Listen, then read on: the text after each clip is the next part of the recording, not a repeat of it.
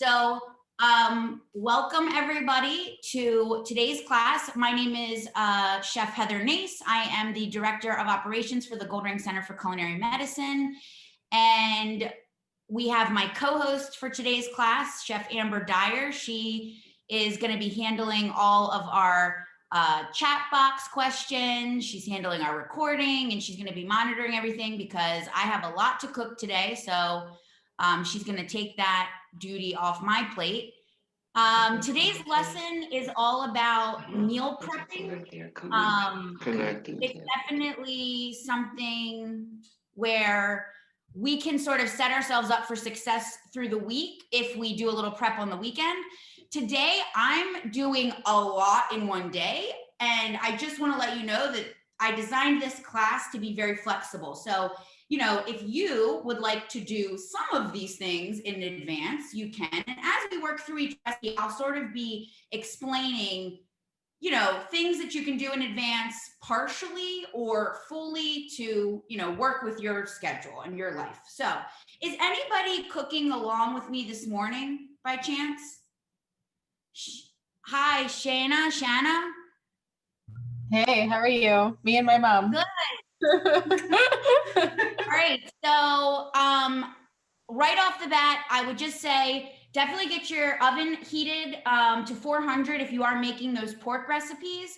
And then I've also got my my pot full of water over here on the stove. I've got that ready to come up to a boil. I already chopped my sweet potatoes here for boiling for our mashed sweet potatoes. Now, one thing I will say is that, Amber, would you mind spotlighting my video? This main video of mine? Thank you. Okay, so one thing I will say is that I did do a lot of prep before this because I want to get this class done in an hour and a half. So I needed to get some things started. So while we wait for our water to boil for the mashed sweet potatoes, I'm actually going to kind of go out of order on this prep list that I provided for you guys. I want to show you the vegetables that we're doing for the roasted vegetables. Now this is going to go with the honey mustard pork tenderloin, and we're going to want to get those in the oven just to get them going. So I pre-chopped most of the vegetables. Let me just do this so you can see my cutting board here. Running out of room. So I pre-chopped most of my vegetables. I did my Brussels sprouts cut in half. And just in case you're not used to working with Brussels sprouts, I'll show you one just for fun. So really the main thing is you want to get the little end off, and then I like to cut it in half. As I said, as a little note in the recipe, I often like to let these little, you know, larger pieces of the leaves stay in my roast because then I end up getting some nice crispy bits. They almost are like chip-like. I did also want to show you what I usually do for the onion. I really am just trying to do a coarse chop here. So I usually just cut this in about thirds, and then I lay these pieces down, cut them in, take out kind of the smaller pieces in the middle, and then just give it one more cut. This way I just end up with like nice chunky pieces of the red onion so that we don't end up having them overcook. Now I am, you know, doing these all on the same sheet tray. So that is something to kind of keep in mind, that you may want to think about the size of your veggies. Just add that to my veggie bowl, and then we'll get those seasoned up and ready to go on our sheet tray. Now, as far as parsnips go, if you've never worked with parsnips before, they're basically just a sort of a more, they're like a carrot, you know, as you can see, it looks a lot like a carrot, but they definitely have a more bitter taste to them. But I think that roasting them in the oven can bring out some of their sweetness. Now, you'll notice on some of these, I didn't peel them. You really don't have to peel parsnips, but if you want to, you certainly can. just like a carrot. And then what I did with this, because again, I'm just thinking about how it's gonna cook. I'm gonna cut my, and like, for example, parsnip peels, unlike carrot peels, I probably would not save for stock because of the bitter aspect. I like to cut this on an angle just because I think it looks pretty. And I just think about the fact that this is really skinny and this is fat. So I'm gonna cut these end pieces a bit, longer. And then as I get up here, I start going a little bit more narrow with my cuts. When I get up to the top piece here, I lay it down on its side and just go in the opposite direction to get that little top piece off. And then I usually go through on these and give them another chop in half, just so my pieces are like relatively even in size for when they go on my tray. All right, my oven is preheated, so that's good. I'll keep an eye on that water. So veggies are here. What we're gonna end up putting with these veggies, we have, oh, my recipe's behind me. We've got half a teaspoon each of dried thyme, garlic powder, and salt. And then I'm gonna go in with a tablespoon of oil. And with roasting, you do wanna be a little more generous with the oil. Not too generous, of course. We're still trying to watch our health, but we definitely need to have some oil that's gonna give us the color that we want. I'm gonna go in just with my hands and give this a little toss around. By all means, if you prefer, use a spatula. But I always do say that your hands are pretty much your best tool in the kitchen. Now, sometimes I will admit when I roast veggies, I'm a little lazier than this, and I will actually do this process right on the sheet tray. I won't take the step of doing it in a bowl like this. But today I wanted to be a little more thorough and get all that seasoning really nicely coated on my veggies. So I did the bowl. Now I have a sheet tray here that I've lined with some foil. Now I have a backup sheet tray ready to go. I'm gonna put these on, but I have a feeling that I'm gonna wanna use 2 sheet trays for this quantity, because about like how I have that is all the more you wanna put on a tray at one time. You really do not want to crowd your tray or your saute pan. Whenever you're cooking, if you're looking to get browning, and in this case, browning and crisping, you really want to spread things out. Give them some room to breathe. Try to get them in a nice even layer. Okay, so that's ready to go. I'm actually going to go ahead and pop it in the oven since I know my oven's ready, so we can get a head start on that. Hopefully my stove can doesn't go wacky now when I open my oven door. This should be fun. Hi everybody, now you can see this other view. Okay. Heather, you have a question about roasting. Is roasting better on parchment than foil? Never roast on parchment, although I know sometimes at Goldring during class we do it. I don't know, Amber, do you have an opinion on that? I usually use foil when I'm at home. Because I like that I can like wrap it around the edge, and I feel like I get a fully covered pan. And so then when I'm done, I just ball it up and it's good to go.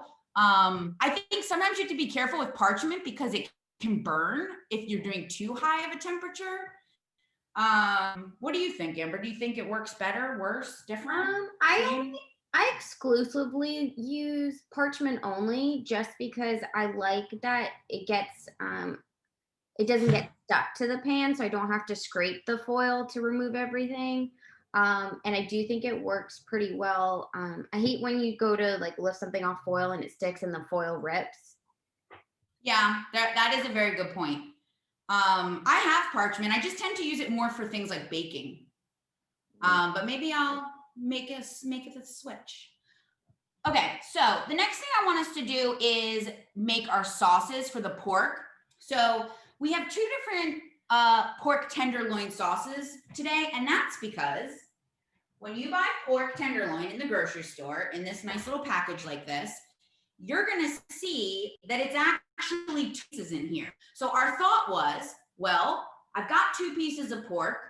I have obviously the option that I can freeze one, get it open, have one for dinner tonight. I can always put that other one in the freezer. But today what I'm gonna do, because I'm taking the time to do the step of cooking the pork, I'm gonna cook them both at the same time. And I'm just gonna season one with honey mustard, and I'm gonna do the other one as like an Asian honey soy glaze. Like I said, you don't have to do this all at the same time if you don't want to, but we just wanted to show you that sometimes, you know, you're sort of like taking the step to do something and just adding on one little extra step isn't really gonna be too much more work for you. And then you've got extra dinner for later on in the week. So I'm gonna start with the honey soy glaze first because that has to get in a pot on the stove. I've got my little pot right here because we wanna get that nice and glazy before it's ready to go on the seared pork that will then go in the oven. So let's start off, let's see, I've got honey here. So we're doing 2 tablespoons of honey. Great trick for when you're doing something like honey. Do a little spray oil. I'm gonna do it over my sink. Spray your little measuring thing with some oil and it should allow your honey to just slide right out and you won't get a lot stuck to your measuring spoon. All right, so we got 2 tablespoons of honey. We're then gonna do 2 tablespoons of soy sauce. And of course, I forgot to check that my soy sauce was running low, but I have a backup bottle. Let me grab that real quick. And actually my backup bottle I bought the other day. It's kind of a good talking point. So this is actually tamari, which you may see in the store and not really know what it is. It's the exact same thing as soy sauce. The only difference is it's gluten-free. Soy sauce, you know, it's soy, but some soy sauce, most commercial soy sauce, is processed with wheat as well as soy. So tamari, if you've got any gluten-free people, tamari is the way to go. I still went with the low sodium or reduced sodium version because obviously we're always being mindful of that. I'm gonna pop over real quick. My water is boiling for my sweet potatoes, so I don't wanna let that go too long. I'm gonna go ahead and dump those in. Try not to burn myself too much. I have a little too much water in my pot, that's okay. Let's see if I can just scoop some out with this bowl. All right, that should do the trick. So with the sweet potatoes, and you know, this goes, I will say often with white potatoes from doing mashed potatoes, I start them in the cold water. This is a little bit of a different process today, putting them in the boiling water. But really, the trick here is get them very, very soft. So I'll set a timer just because I have so many things to do. I don't want to forget them. What do I say to do? 15 minutes. I'm going to check them at 13 minutes. Okay, back to my sauce. So I got my honey, got my soy sauce. I'm going to do some sesame oil, 2 teaspoons. And this is the toasted sesame oil. Sometimes I'll keep this in my fridge because it does tend to want to go rancid on you. Rice vinegar is next. We have a teaspoon of that. And then I'm doing a teaspoon of mirin. This is also, what does it say? Sweet cooking rice seasoning. You could definitely use something like sherry. I really like sherry in a lot of my like Asian stir fry concoctions that I'll do. And then lastly, I've got this product right here. If you've never used this, but you like sriracha, I would definitely recommend giving this a try. This is very similar to sriracha, but it has more garlic in it. You see here, it says chili garlic paste. It's also known as sambal olek. So I say to use a teaspoon to 2. I'm definitely using 2 because I like spicy. And then we want a clove of garlic. Now I went ahead and chopped all the garlic I need for my recipes today. So I'm just gonna dump in about 1/3 of that into my pot. And now I'll go ahead and get this on the stove. Just over a low heat.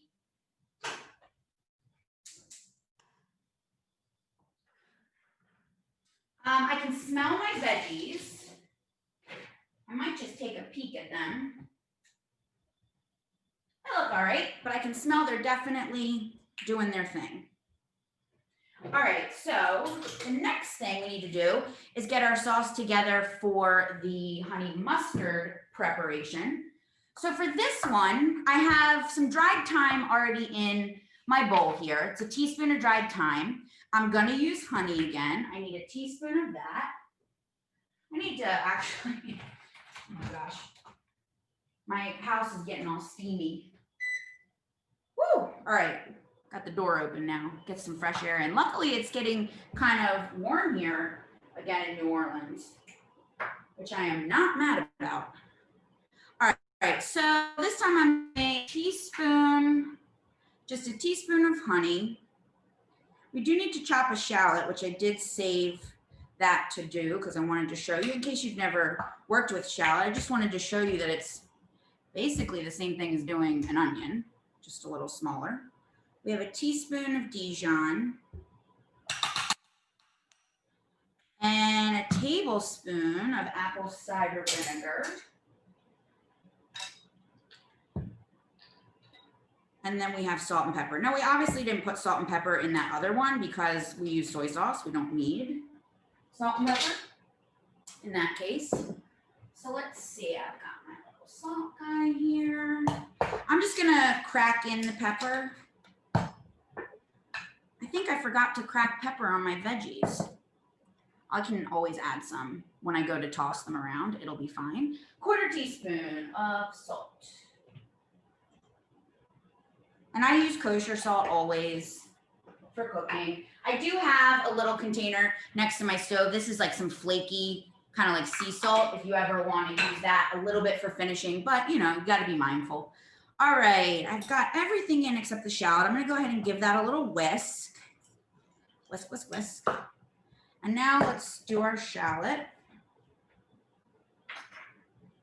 So shallot is a really cool thing. It's definitely kind of got the flavor of a cross between an onion and garlic. Just like we do with onion, we're going to leave the root end intact. That's that little furry end. We're going to take off the top first, give ourselves a flat end, and then we're going to go ahead and cut in half through the root. That allows us to get this nice, easy peel situation. So we can peel back the papery skin. And then for this, we want to mince. So we're going to do the same kind of thing like we would do if we were doing a dice of garlic. I mean, not garlic, sorry, onion. Oops, a little bit more papery skin. So we're going to go in here making some vertical cuts, not all the way through to the root, but almost, making sure to keep your fingers out of the way. Are we doing a whole one? Yes, we're doing a whole one. So do both sides. And just give that a little swirl. Okay, and now all I need to do is go across in the other direction. Hopefully y'all can see this okay. I moved back in November. If anybody was with me on the last class that I hosted for cooking, it was right before I moved into my new apartment. So I have a new kitchen. It's much bigger, much better. Still a little wonky for doing these classes as far as getting the right setup, but hopefully we're making it work. So you can see there that I have this nice little mince. I mean, you should not really have to go through this again, but if you wanted it to be even finer, of course, you could always run your knife through, you know, one more time quickly. All right, where's my bench scraper?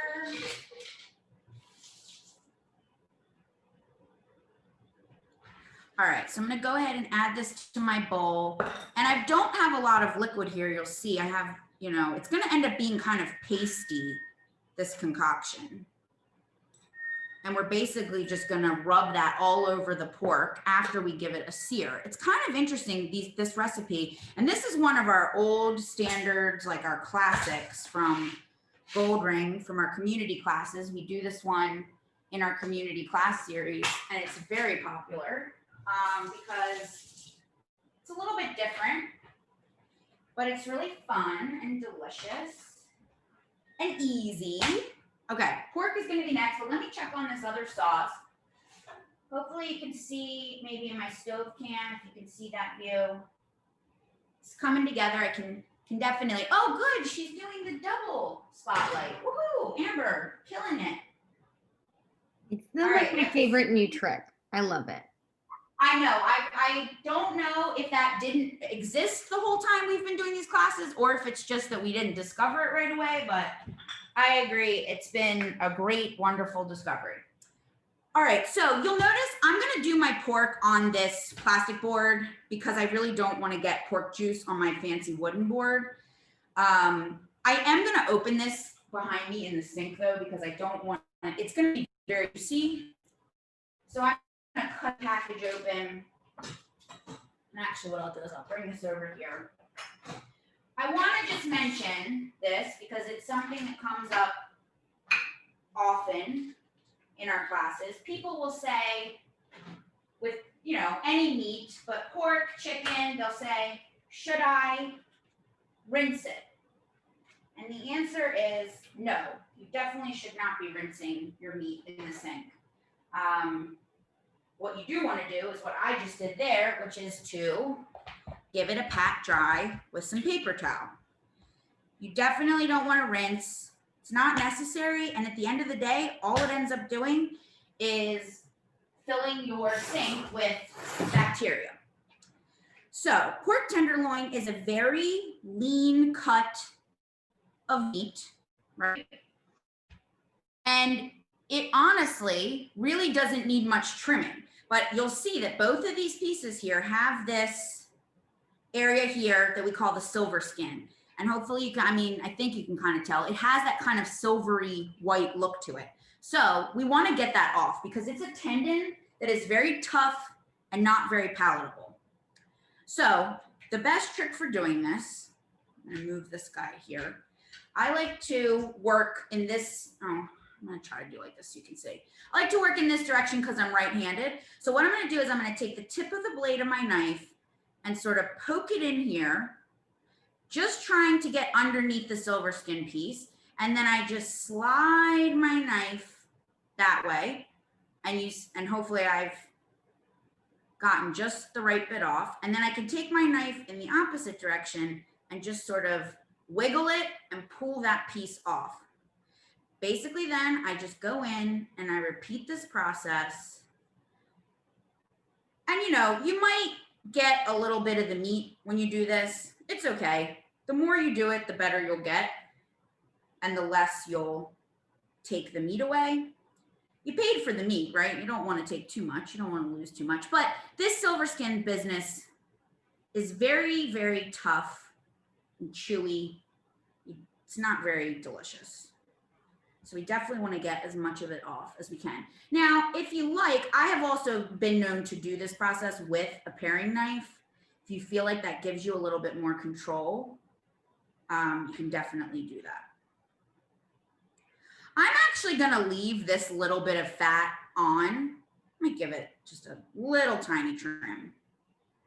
But a little bit of fat on here is not going to kill us. Sort of like when you do chicken thighs. You don't want to, you know, take all the fat off. That's sort of what makes it good.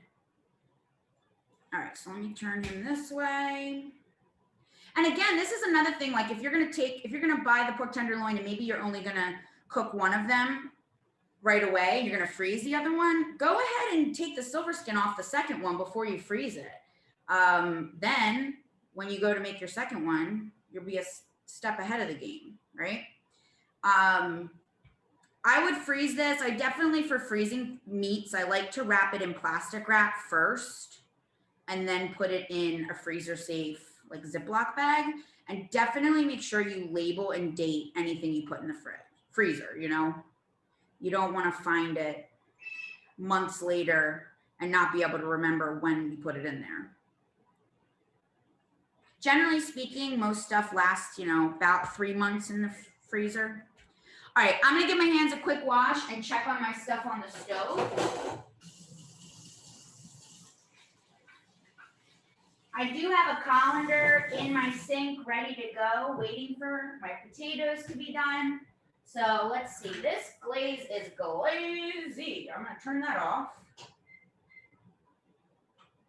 Oh yeah, very syrupy, you see. You don't have to take it quite that far.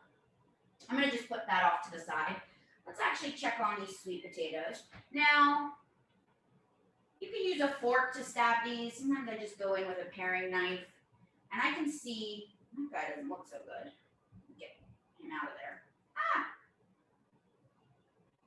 These are very soft. You want them to be soft. We're gonna mash these by hand, so we don't want them to be, you know, too hard. We definitely want nice, tender. I'll leave it a couple minutes actually. What I will do though, before I start searing my pork, I'm gonna turn my pan on for the pork to get that nice and hot. I can get my stove light. Okay. Hands on. Let me check on these veggies. Now, another thing I want to mention with this sweet potato recipe, this recipe calls for 2 pounds of potatoes. I think I'm going to go ahead and give my veggies a little toss. Move that to the side. This is so that we have enough to make a portion that we're going to eat with our pork tenderloin recipe, but also we can save the other half. So basically you end up with about 4 cups of mashed sweet potatoes. I'm going to use half today to top a shepherd's pie recipe. And then I'm going to use the other half to eat with my tenderloin. You can already see, hopefully you can already see, that my Brussels sprouts, I've got those little crispy bits from the little leaves that I left loose. I like to snack on those sometimes at this point. They're like a little salty vegetable chip. You can see they're getting some nice color already. They're not going to need too much longer, but I am going to put them in just for like another minute or so. All right.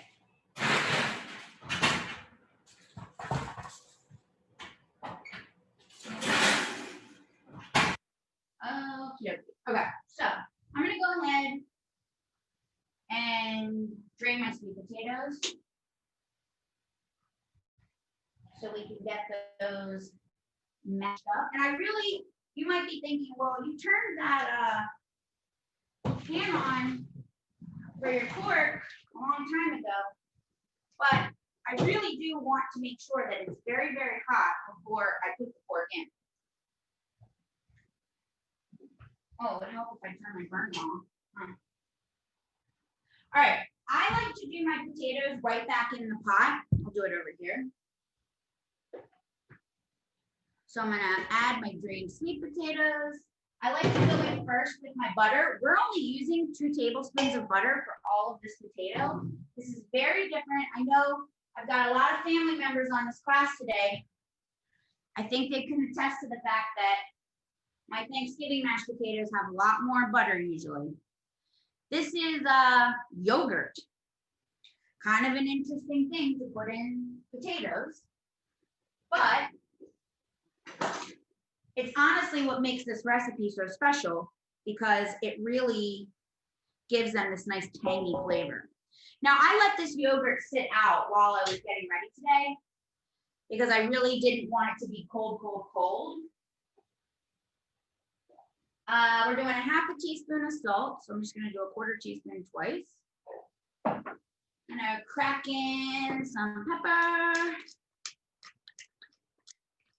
And then you can definitely use a potato masher for this.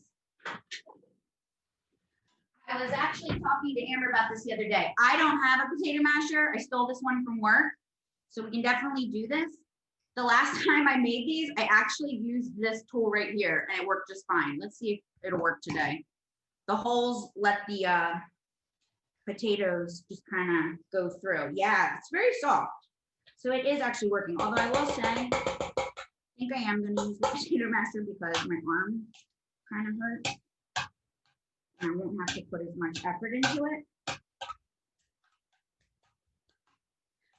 So when I was telling you about the large batch on these, my point is that if you want to just make a half batch, that'll be enough to serve 4 people for dinner as a side dish, or would be enough for just making the topping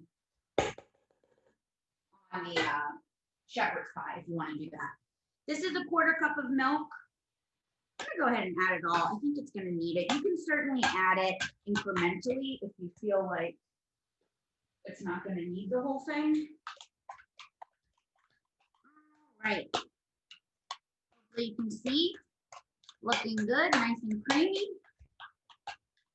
And they're, like I said, that yogurt really does add a nice, tangy, delicious flavor. I'm gonna set these aside and get back to my pork. So pork pan should be hot and ready to go. I'm just gonna bring this over here with me. And I'm gonna wanna go in with some oil. I'm using a non-stick pan. I know I don't need a ton of oil to make this work. A teaspoon should do it. I think I might.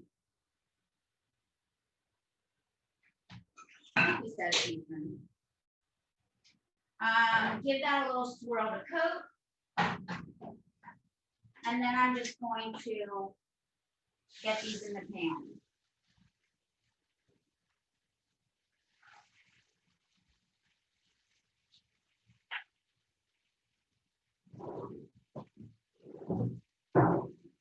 Now, you might be thinking, but wait a minute, you did not season those potatoes.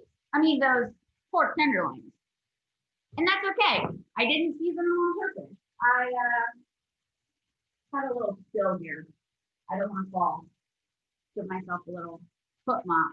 I don't need to season them because I'm putting all the flavor on with the sausage. The only thing I didn't do before class that I'm now realizing I meant to do was get some more sheet trays ready for these pork when they come off. So let me grab my sheet trays. And I'm gonna have to just do a little mishmash here. This is gonna get a foil line as well. I would say this is gonna be one time where you don't wanna do parchment. I think foil really is better here. Particularly with that, particularly with that Asian glaze, it's gonna get real sticky. All right, so we'll give, and it's always good to just be prepared like this. You know, knowing to myself, oh no, I need to have a place ready to put this pork when it's done cooking. I don't want to be scrambling when it's done and then overcook it. So I'll put this here next to my stove. What I'm looking for here is just a sear. I don't need to cook it all the way because we're going to let that happen in the oven. So really, I'm just looking to get that nice color. And I'm going to go ahead and give this guy a flip. It's a little awkward. Ideally, I'd have a bigger pan.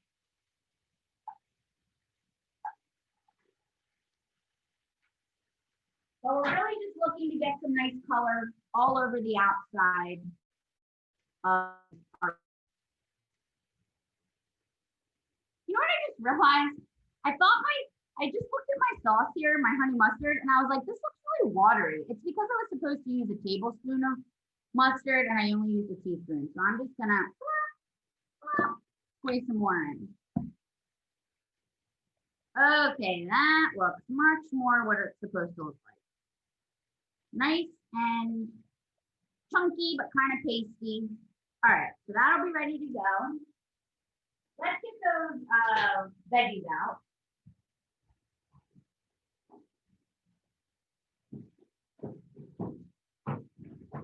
And while we're waiting on the pork, what we can do, I think, is talk a little bit about, you know, if you are going to do this stuff in advance, maybe how you might want to think about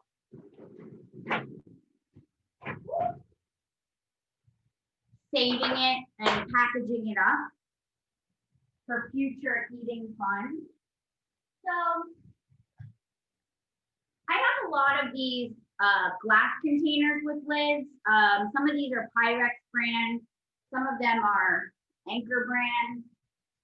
But I also do use, you know, plastic, like Tupperware type stuff. These veggies also make enough for, you know, 4 for dinner. I don't know, but they look really good to me. What I'm gonna do, because I'm not gonna eat this right now, is I'm gonna go ahead and store these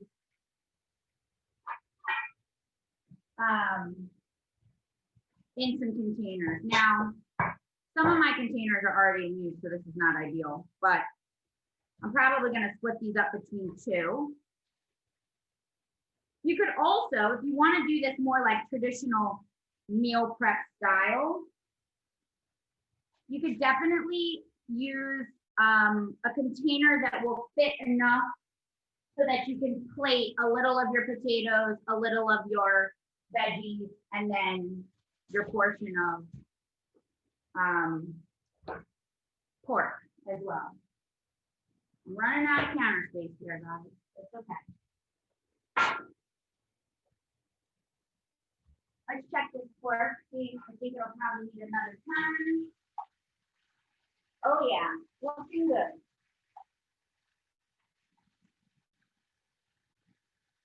Looking good. These veggies also, I will say, you know, it's a good little like blueprint of a recipe that you can put this treatment on just about any recipe. I mean, any vegetables. I like this combination for right now. It feels very wintry to me. I'm a huge Brussels sprout fan. If you think you're not a huge Brussels sprout fan, maybe you've never tried them roasted before, but I would say definitely give them a try, especially the crispy bit. All right, I'm gonna set that aside. Set this aside. I'm gonna need somebody to come over and help me do all these dishes. And somebody to help me eat all this food. All right, I think it's probably good to go on this board.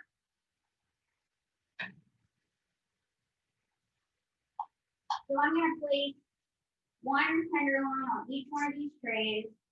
Go ahead and turn that off, move this to the side. Come back over here.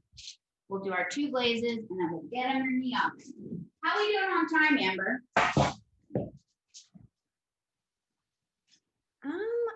We're at 11:41, so you're only 40 minutes in. We're killing it. Killing it. Okay, so let me go down here. This, literally, all I'm doing is pouring this guy over.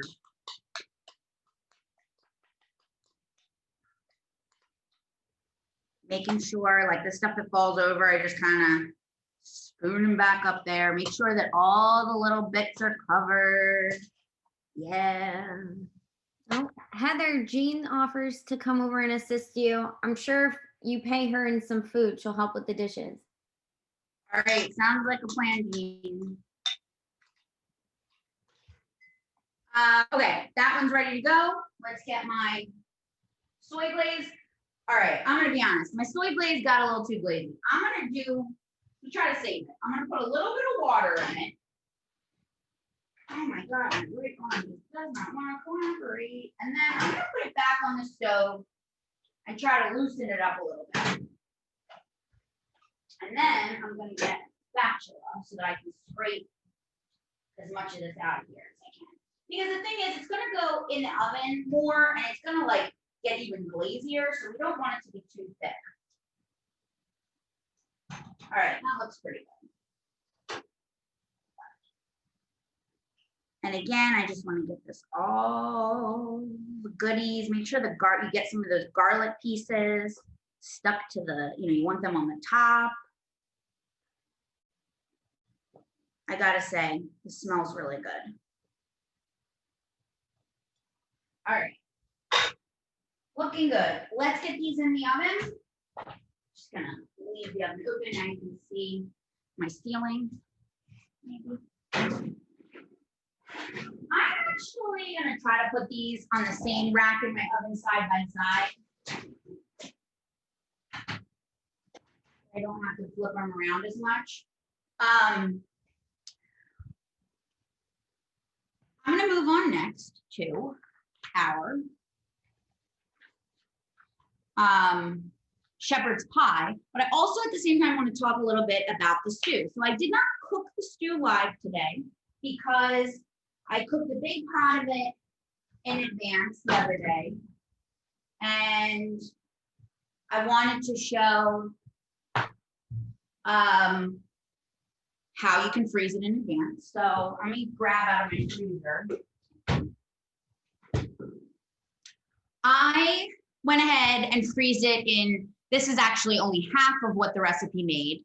I just wanted to show you here. We really like to use masking tape because it's very easy to remove and makes good labeling for your freezer containers. I put the date. Now this one, I made some little side notes because my intention was that I was probably gonna donate this to our community fridge, which is outside of our kitchen. Because I just have so much food, I can't eat it all. But I always will just make sure I at least write the name and the date of the item on my container. Now, Amber, if you want to add my other camera back, I can kind of show the stew. I have some of it here in the pot. Oh, Heather, we're having a bit of a hard time seeing. There we go. So this is the stew here. It's got all the goodies in it. It's super hearty and delicious. And if we just look at the nutrition, for example, we can have 2 cups of this and we're only getting 310 calories. Really what happened with this stew is that I wanted to make a shepherd's pie to use up my extra sweet potatoes. And then I realized I was gonna have more leftover ingredients from doing that. I was gonna have, half a pound of ground turkey. I was gonna have some extra mushrooms. I was gonna have additional veggies lying around. And I knew I was gonna make quinoa to go with my Asian pork. And I was like, what if I can just put all of this into a stew kind of situation? Amber was kind enough to give me some help and inspiration with the actual development of the recipe. And I added some Moroccan spices. You can do whatever you want. I added my leftover beans. I added diced tomatoes, my chicken stock. A note on chicken stock while we go there. We really like this brand in particular at the Teaching Kitchen. If you ever see this in the store, I would recommend, but definitely try to go for this one that says unsalted. 120 milligrams of sodium for 1 cup, which is very low for store-bought stock. So if you're not making your own homemade, definitely check out this Kitchen Basics. So the idea here is you buy 1 box of stock. We're gonna use a cup of it in the shepherd's pie, and then the other 3 cups we're putting in the stew. So it just works out. We sort of use up everything we have between these 2 recipes. Both of them are super freezer friendly. So you can make both of them, stash them in the freezer for your future self, or make both, eat one now, eat one later. Okay, so I think that's what I wanted to say about the stew. The only other thing I would say about the stew is that quinoa in particular works really well in things like this because it doesn't completely cook away and it doesn't soak up too much extra liquid. Unlike if you put a pasta or a rice inside of the stew. I'm gonna go ahead and heat my pan because I actually have all of my ingredients prepped for my shepherd's pie. I'm gonna go ahead and grab them from over here. So I've chopped up already in advance onion. And in theory, if you were doing these at the same time, you would chop up the onion, the mushroom, the carrot, you would do all of it for both recipes and you could kind of have them working side by side. Let's see, I'm using black eyed peas today. I do strained and rinsed these. You can literally use any kind of bean or legume you like. I have my cup of chicken stock. I have a cup of frozen peas here.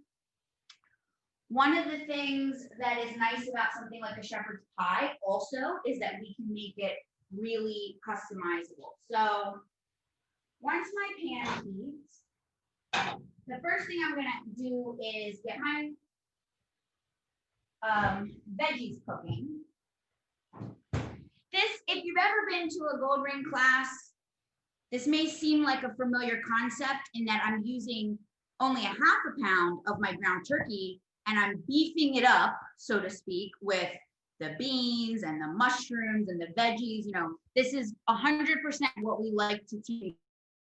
Like, we'll show you that it's a very simple trick to make dishes that are very like hearty and comforting, healthier for you without having to feel like you're missing out on anything, right?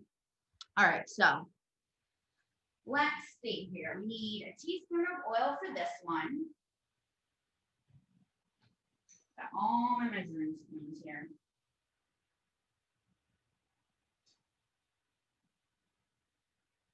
Forgot to set a timer for my fork. Amber, you don't happen to know roughly when I put that in, do you? Actually, I put a recipe down. You were finishing searing at 11:40. Okay, and it is. Oh, wait, no. Jean said she'd help you, and you're putting in the oven. Absolutely, Mark Suds, 11:40. Okay, so it's been about 9 minutes. I'm gonna go ahead and set the timer for another 5. I will say my pork tenderloin that I cooked the last time around was a little smaller and it was exactly 15 minutes. So I think this one's gonna take a little longer.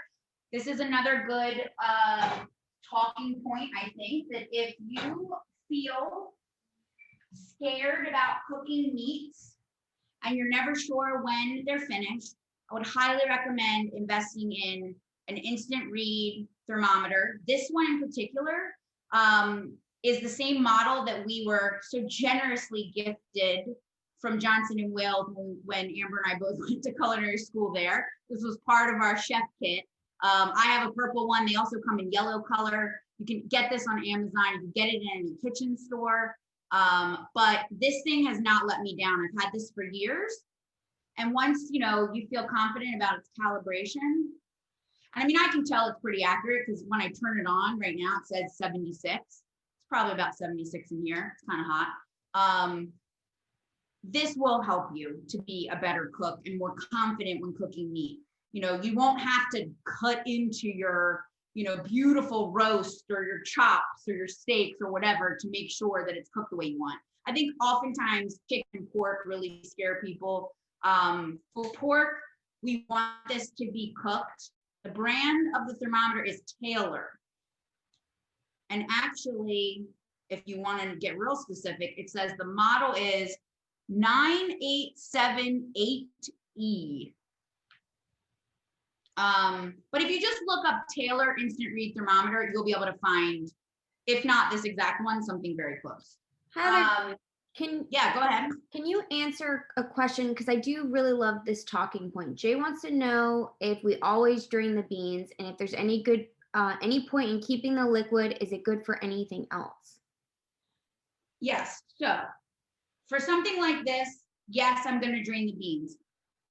But for like the stew, for example, you don't have to. As long as you're buying the low sodium or no salt added beans, and sometimes you got to keep in mind, it's sneaky. They don't always put it big and bold on the front.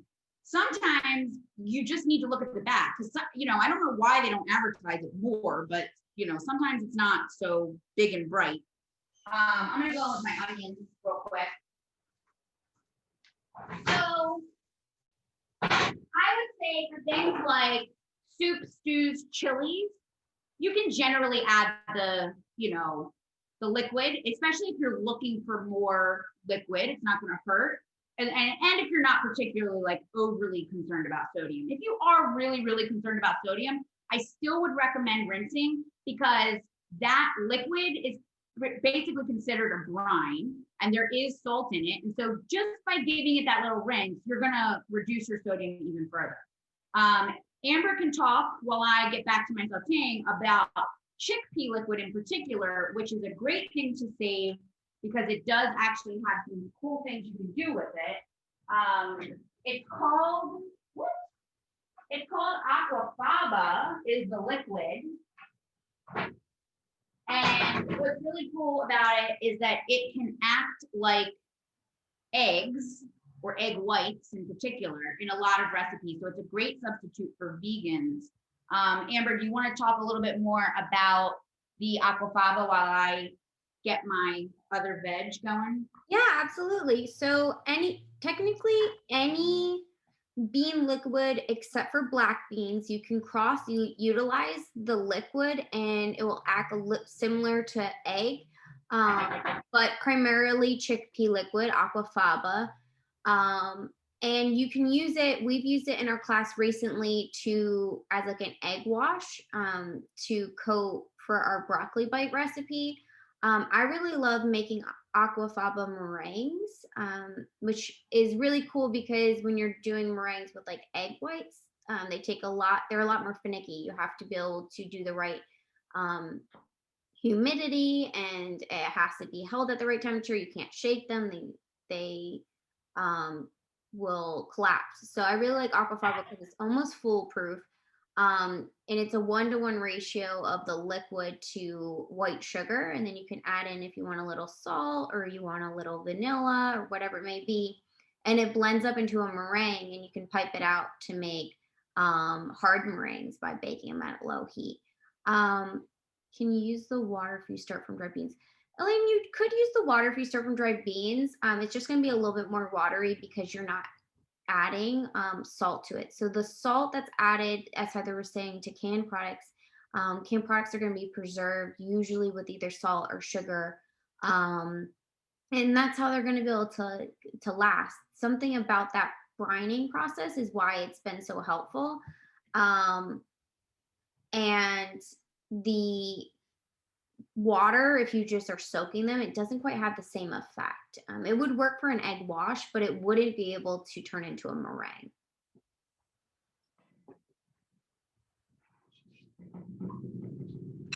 Okay, I got my cork out, and I'm going to test both of them. I'm also going to use this time to see if I can spoon some of the mixture.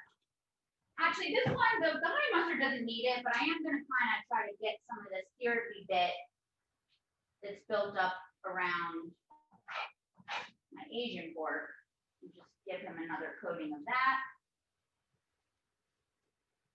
Now with pork, we're looking at a final internal temperature of, we want 145. Yes. Yes. So really, I want to make sure that I'm only at about 140. I'm going to stick this in the center, trying to get it into like the fattest part of my pork, and then see what I got. So it looks like I'm at about 130. Give that a rinse. Go into my other pork here.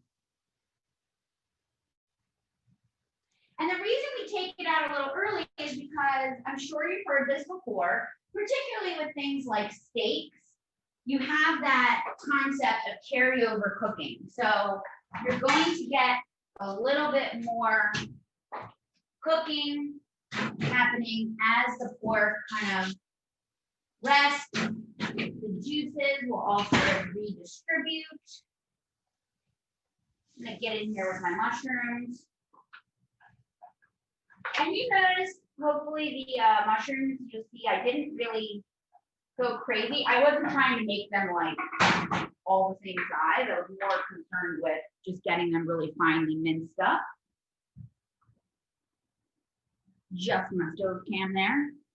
All right, and if you need to go in with some salt, half a teaspoon. Adding salt at this point will help these veggies sort of like release a bit of their moisture, which we do want. You know, mushrooms taste extra delicious when you let them get a little brown and let all that moisture come out. Now, this shepherd's pie that I'm doing today, I kept the seasoning pretty simple and like straightforward and traditional, I would say. But I also made this last week, a test batch, and I did it in the way that I wrote in the chef notes with the suggestion about like you can do it more chili-esque. Give it a little spice, which really goes nicely with the sweet potatoes. But so today I'm gonna go this like traditional route with the peas and the carrots, and we have like a little bit of thyme. Oh, I actually did a Chef Katie trick and used my dish that I'm going to put the finished product in to gather up my other ingredients that I'm going to need. So I have Worcestershire, always another great GCCM trick for how we can get more meaty flavor into a dish, particularly when we're taking some of the meat out. I've got some dried thyme. You see, dried thyme, I used it all over the place today, trying to just keep things easy on you. Tomato paste. I really like this tube tomato paste. If you've never tried this before, can be really helpful when you just need, for example, like this today, we only need 2 tablespoons of tomato paste. So to open a whole one of those little pans, then you're stuck with this extra tomato paste. So this tube can come in really handy. You can do it like a toothpaste. You just roll it down, and squeeze it out. Makes life really easy. I'm gonna use a little bit of flour to coat everything before I go in with the stock. And that's gonna kind of create a bit of a gravy, right? All right, give these another stir. Looking good, smelling good. I usually clear out the center and then go in with my meat, break it up a little bit to start, and then kind of don't touch it. Let it do its thing. Let it hang out. Heather, where did you buy that tomato paste and what brand is it? This one is Cento or Cento brand. And I'm 99% sure, to be honest with you, I have no idea where I bought it. I either bought it at Rouse's, Winn-Dixie, I mean, the regular grocery stores. You can definitely get it. There's another brand that comes in a black, and oftentimes it'll actually be in a box. So actually, that's a good note. You don't really see it like this in the tube. The tube is inside a little skinny box. There's a black label brand called Amore, I want to say is the name of that one. And it's often on the top shelf near the other tomato products on the top shelf. That's where I would look for this. Any regular grocery store will have it though. Jay says that I've you had that. also get it at Trader Joe's too. Yes, I mean, any place you can buy groceries, you're gonna find this. All right, so this is something I mentioned in all of my classes with our med students, which this week we had 3 classes with med students. I really do like when doing something like ground beef or ground turkey to give it a minute. You know, you see as I'm trying to kind of flip this over that I've got some actual browning on it. A lot of times when we do ground beef or ground turkey, we just go to town. We start breaking it up right away, moving it around a lot. And then you end up with actually like gray meat. And that is not as tasty as if we just give ourselves some patience and let it get nice and brown and toasty.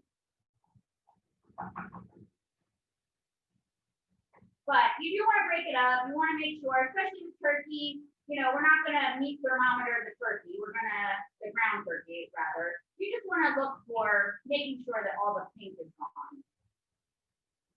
And sometimes I'll actually move on to the next step before all my pink is gone because I'm obviously going to keep cooking it. And I know that it's going to continue to get some color and flavor.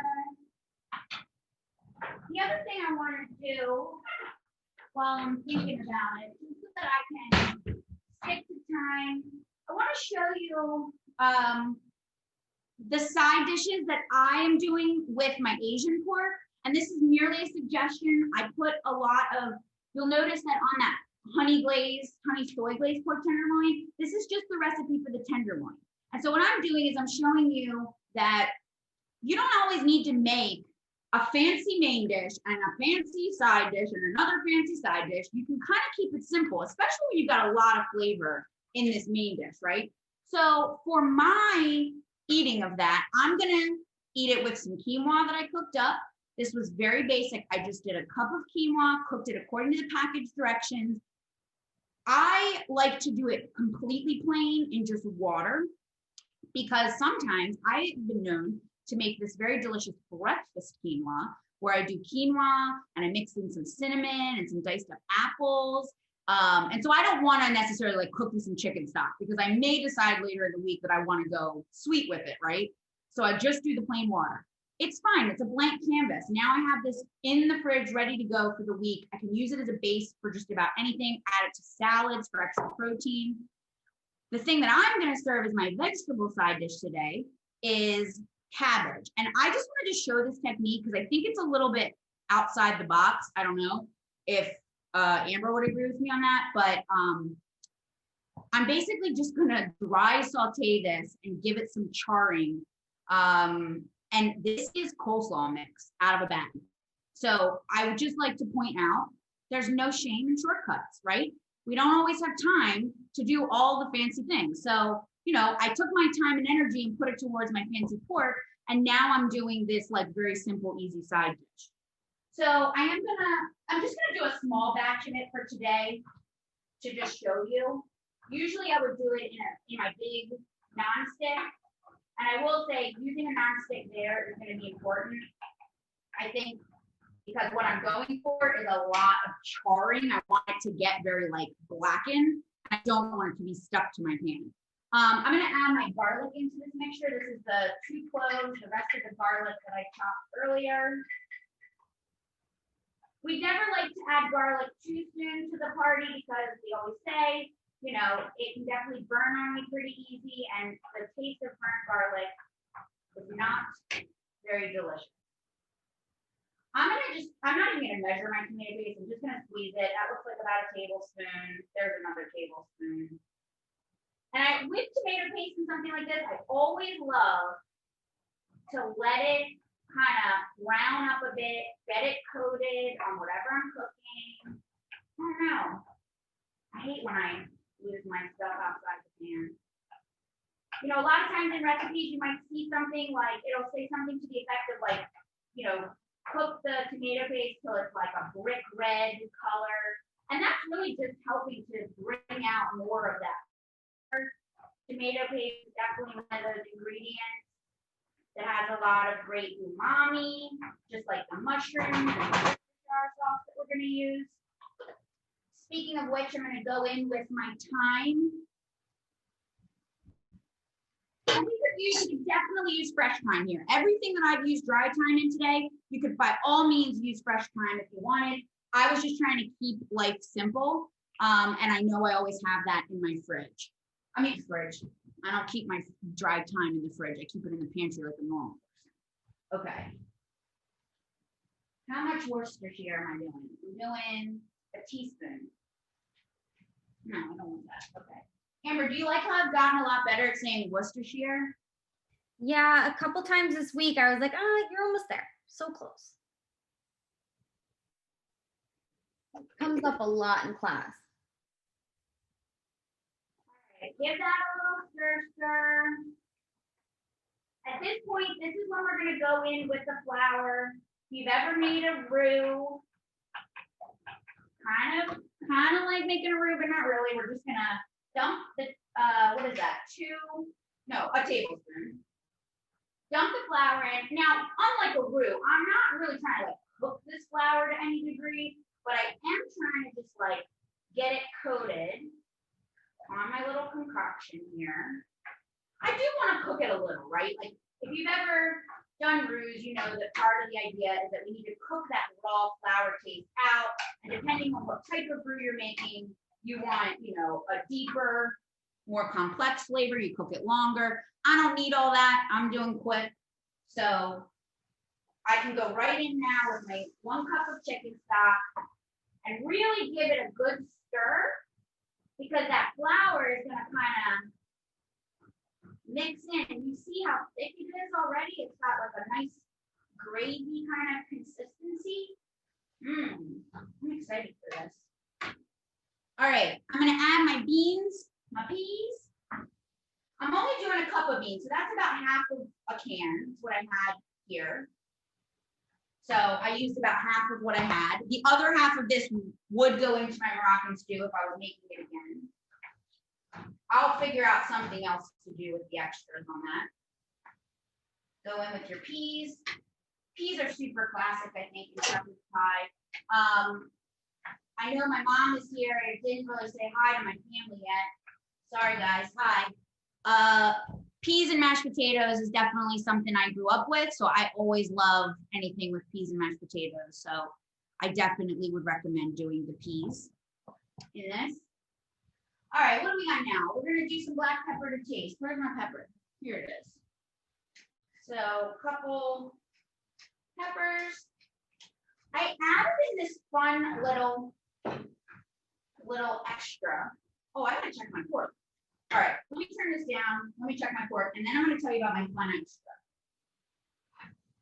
Good thing I the whole time like I thought of it. I can smell that my glazy one is, some of my glaze is burning, which is okay. It's not the end of the world. Good news is, you can see it there. Whoop. There you go. Now you can see it. The good news is I used foil. All right, so again, I'm going to give it a little poke. All right, we're actually perfect on that. I'm going to assume my other one is perfect too and go ahead and get him out. Put them over here. My other counter.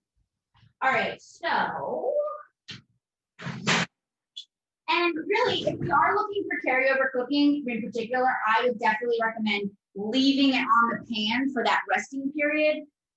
If you take it off the pan, of course, you're going to lose some of the heat.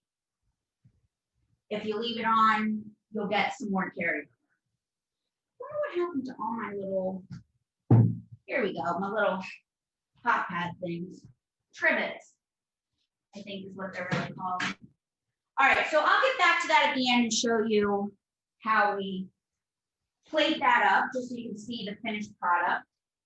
All right, give this a stir. It's getting nice and thick. Let me tell you real quick about my final little trick. And this is something I do. I did it with the stew as well. I used lemon juice. This one, I'm using balsamic vinegar. Could use apple cider vinegar. I always give dishes like this a little shot of acid right at the end of the cooking because it really kind of like wakes it up, gives you a little zing on the palate. So for this, I said a teaspoon. I've literally used every measuring spoon I have. So just give that a little final dose of love there. Yum. Very wintry and comforting, in my opinion. And then what I'm gonna do is I'm gonna go ahead and put it in this like Pyrex dish. I think I put in the recipe, it's like a quart to 2 quart size container. You wanna be able to,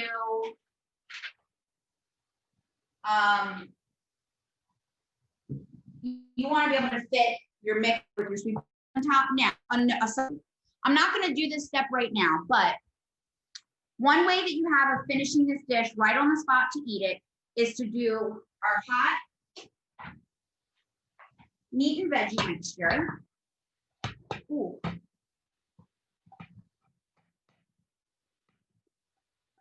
Top it with your sweet potatoes. And then I like to do a little sprinkle of paprika. This case I did smoked paprika, but by all means, if you like sweet, you can do a sweet paprika.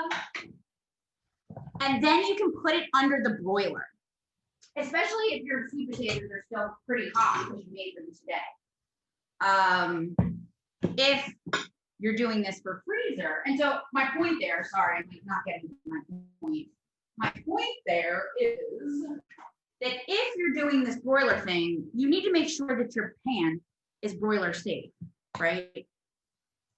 But I'm not going to do that today because my intention for this one is to pop it in the freezer and have a little reward for myself down the line when I'm just having one of those weeks and I just can't deal with cooking a bunch of fresh things from scratch. And I'll have this ready to go. So I'm going to put it in this container, which has a nice little plastic lid that goes with it, and get that in the freezer. And then I did put instructions in the recipe. If you do that, one little blob. Okay. For what you need to do for reheating, and then that would involve just baking it, of course. And you can give it just a little sprinkle. There we go. Fun.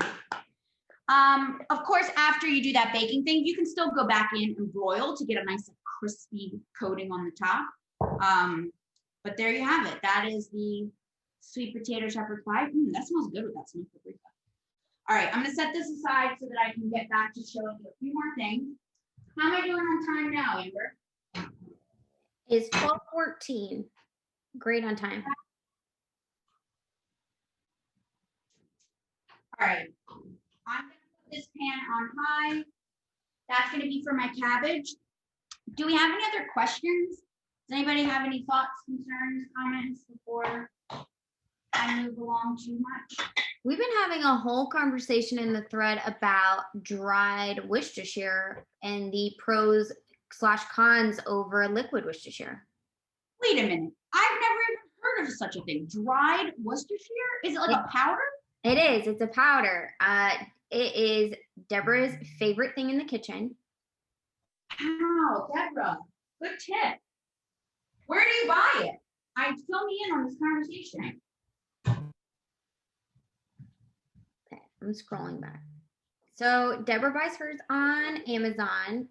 Jay recommended checking out Spice Jungle's website. But it looks like a little powder. I've gotten it a couple times, and Oh, you have it, Amber? Wow. yeah, the very first time I got it in one of those free box subscriptions. And I was like, how is this possible? Because if you want it to be a liquid, you can add water to it. But Deborah's point is it stays really well because then if you don't want liquid, you still get the flavor and it doesn't run everywhere. Wow, that's really awesome. So that sounds like it would be really cool in something like a meatball or something where maybe you don't want to add more liquid to it. I think that's really awesome tip. All right, I'm going to use this knife here, which is, I already know, not my best knife. Trying to give it a little brushing up. I want to show you the pork with the sweet potatoes and the veggies and just sort of show you how I would plate it up. So I have my pork here. We've let it kind of rest for that carryover period. I'm going to throw him down on my cutting board. Now I'm going to go back and get all this good bits. I want to scrape that up. I don't want to leave that behind. So I'm just going to set them aside for now. All right, so for the pork tenderloin, we tend to like to tell you to cut it on the bias. And so that just means we're going to go with this like roughly 45-degree angle. So I'm going to use tongs. Sometimes I just use my fingers, my clean fingers, if it's not too hot. But I'm just going to, this is one time where I would say meat cutting, once it's cooked, the sawing motion like this that I'm doing is actually appropriate. I know we tell you like when you're chopping veggies, don't do a sawing motion. I think this is a time where it's good. And I hope you can see what that looks like. But it is very nicely cooked. There's a little tinge of pink. I did make that note in the recipe. I'm gonna let this rest even more because I can tell my juices are still coming out, but that's okay. Put him back on the tray and I can show you just a little portion. I'm just gonna do just a little bit. You can definitely get away with 4 ounces for this dish. All right, where is the sweet potato? So I think our serving size for our sweet potato, I wanna say it's a 1/2 cup. It'll say on your recipe. Well, that's a bit extra. That's okay. So give yourself some nice sweet potato. Give yourself some nice roasted veg. Definitely load up on those veg. And then you've got your pork. And you're definitely going to want to go in with a little spoon and scoop up some of that extra saucy goodness that's stuck around the edge of your pork and give that a little topping. So hopefully you can see that. It smells delicious. This will be my lunch, I think. I don't know, I have so many things to choose from. So many lunches I could eat right now. All right, let's now go back. We're gonna do this cabbage and then I'm gonna show you that done. So pan, very, very hot. Cabbage in the pan, dry. I'm not doing a ton because I'm using a little pan. And that's it, I let it sit there. I use my nose mainly. Use my nose to tell me when is it ready. You'll start to smell it. You know, you'll get that caramelization. Which Amber and I just learned something.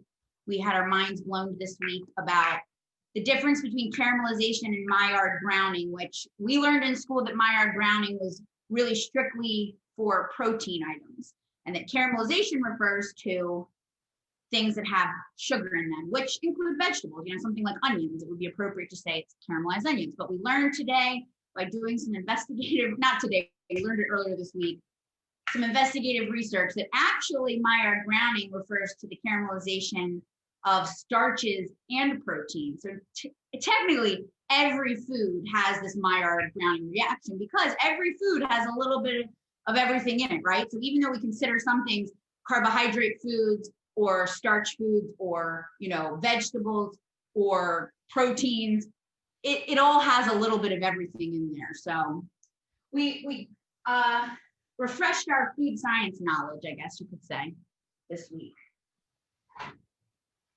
Definitely felt duped, but I know.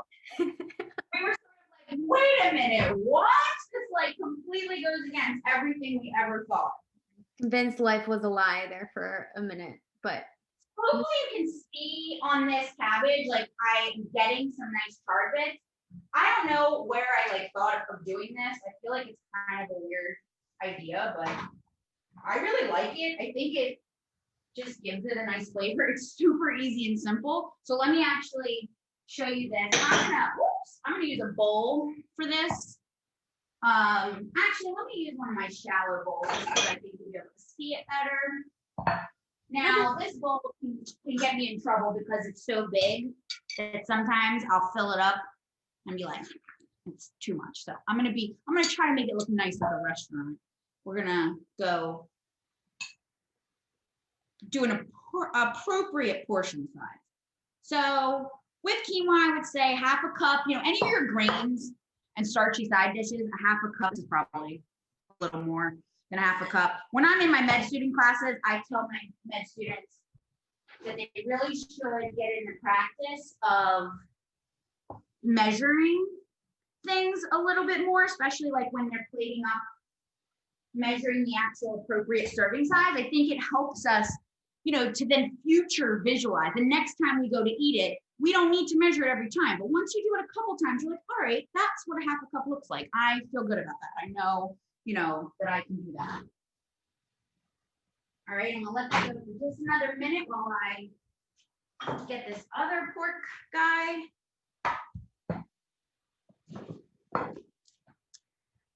Oh yeah.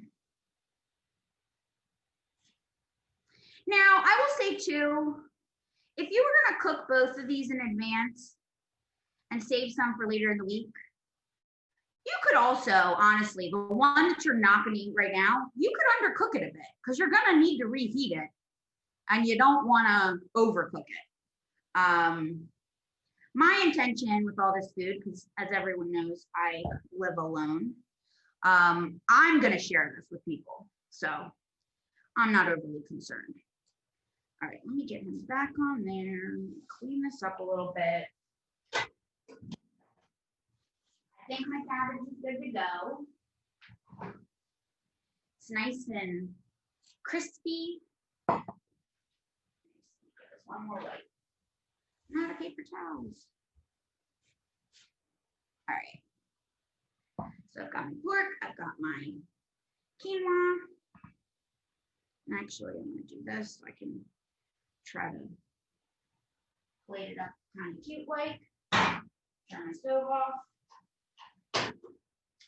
And then I definitely want to get some more of that syrupy bit if I can. Oh yeah. Oh yeah, guys. I don't know how well that's coming across on camera, but it looks pretty good to me. Get some on the veg quinoa too. Can't go wrong there. You know, we didn't season that really or add much flavor, so we're just using that sauce to do that. All right, so did I do everything, Amber? Did I get it all done? I've got this one, I've got this one. My stew's still in my pot over here. So we've got all these wonderful dishes.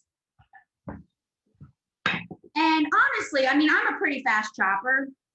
So I didn't start my prep until about 10 this morning. So I only added an extra hour on to what we did today in this class. If that gives you an idea of if you did want to do all of this at once, how long it would take you to do. Hopefully I gave you enough tips of like how to sort of kind of figure out what to do. I mean, doing the pork at the same time obviously really helps. If you do that sweet potato, the shepherd's pie and the stew at the same time, a lot of that's cross-utilized, so you can sort of save yourself a step there. 12:25, I'm happy. My goal was an hour and a half. I did it. I hope you guys had fun today. I hope you enjoyed the recipes. I hope you'll think about making at least one of these dishes in the future. And what else do I have to say? Oh, I know, next class. So I haven't added this to Eventbrite yet because I've been very busy this week in particular, but our next class is coming up February, what's the date, Amber? Wednesday, February 10th. So that's going to be a 5:30 Central class. And we're calling it a bit of a Palentine's. So you can, you know, we're trying to do a little bit of like a cooking together like we did before. So we're designing the recipes for this to be things that definitely are to do with a partner because they're kind of labor intensive. So having two hands on deck will help you. We've got lasagna on the menu. So we're going to go with a bit of an Italian kind of theme. And we're definitely going to be showing some multiple variations of that. So I think Amber's going to be doing one that's going to be healthy. We're going to do like a real good healthy version. We're also going to do one that's a little more decadent because, you know, sometimes you got to have that balance. But we're going to have lots of different options like we always try to do for you guys. So Palentine's, Galentine's, Valentine's, whatever you want to call it, get somebody you like that's in your pod. Don't go outside your pod right now. Stay in your pod. Get somebody that you have already been with and get in the kitchen together. We're going to have a great time. I'll get this up on Eventbrite. By the time I send you guys the video, I'll get it on Eventbrite, so tickets will be available. Thank you again for supporting us. We love doing these classes with you. Hopefully it's been fun, a little entertaining. Maybe you learned something new, cooking, nutrition, it's what we're all about. So thank you. Amber, any parting words? Nope. I'm definitely jealous of your done kitchen though, so I'm hungry. It's lunchtime. If you want me to make a delivery, or you can come over and grab some. It's the benefit of having chefs in your pod. Yeah, chefs in your pod is a good thing to have. I will say, yeah. Find a chef or be a chef. You be the chef in your pod. And you'll be the most popular one in your pod, probably. I'm gonna eat some Brussels sprouts. All right, awesome. Thank you guys so much. Thanks. Again, happy Saturday.